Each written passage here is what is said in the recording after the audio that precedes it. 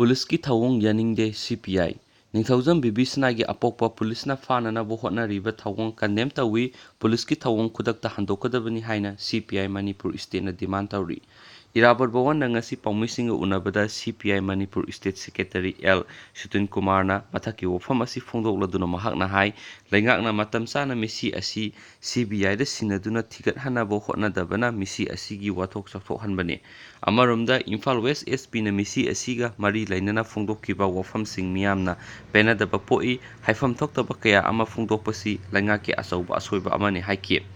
CM masamang na hawkiba assembly da misi asi CBI da sinanaba hotnaragani hairagasu darkar laiba thabakti ngasi fawba lokhatana lairi wathok asigi waroisin puraknaba hotnabagi mahut JEC gi kangbu phaba punbagi thawong satharakpa CPI na condemn tawdaba ngamde haiki amaromda handak Assam gi NRC gi aroiba list phongbada miyoi lakh 18 hena yaukidaba adu aikona taraina lawba chumloi hairiba miyoi sing asi Manipur yauna yumthangnariba state singda changsilakpagi oithokpa lei maram aduna laingakna athuba matamda mitop changsilakpa thingnabagi thabo paikhatkatabani haiki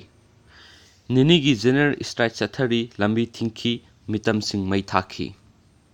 Babysana misi CBI da sinaduna thigat hallo haiba demand tawduna JEC na kawkiba pung 49 gi general strike ngasi ayuk pung 6 tagi hawkibaga loinana ngasi ahawba numita miyamgi mahoksagi punsida sauna akaiba pikre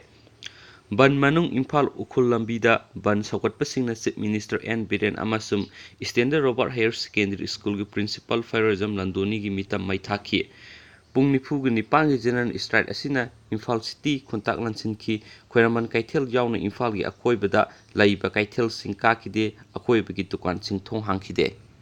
Lanai establishment sing thong hangkide oil pump sing loan ki mahi loisang sing su thong hangnakide interstate amadi state service tawba yauna makhal amatagi passenger service tawba gari sing sena khidabana Imphal gi maru oiba lambi pumba ihang hangki adubu lanai gari khara di sanaki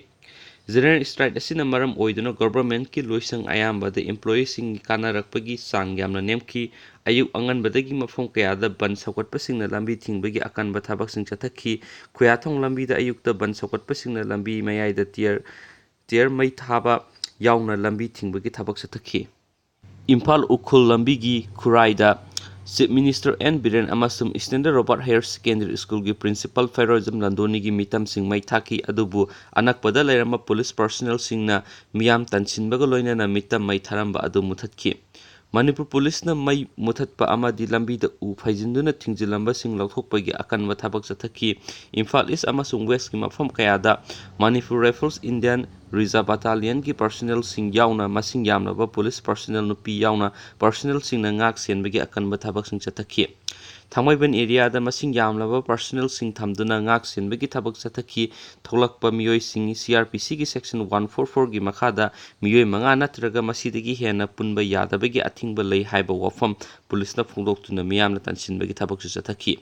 Sap manaba bangi saktam sing atai tampaki district sing dasu uba phangki pung nifuga nipangi general strike ngasi ahoba numitta pamdaba thodok sing thokpa pau phangde amaromda Babysana misi gi JEC na thadorok paserol amana misi asigi achuma langjin puthoknaba CBI sinaduna thigat hanaba taksinduna changsilliba khongjang miyamna mapung phanbagi damangda thagatba phongdorakli panba yabadi Kanchipurda leiba Standard Robert Higher Secondary School da class 7 tambi thangmaiban maisnam laikai da leibi Ningthawjam Babysana School gi hostel da July 19 ayukta yamna chingnaninga oiba mongda thauri yanduna siramkhibani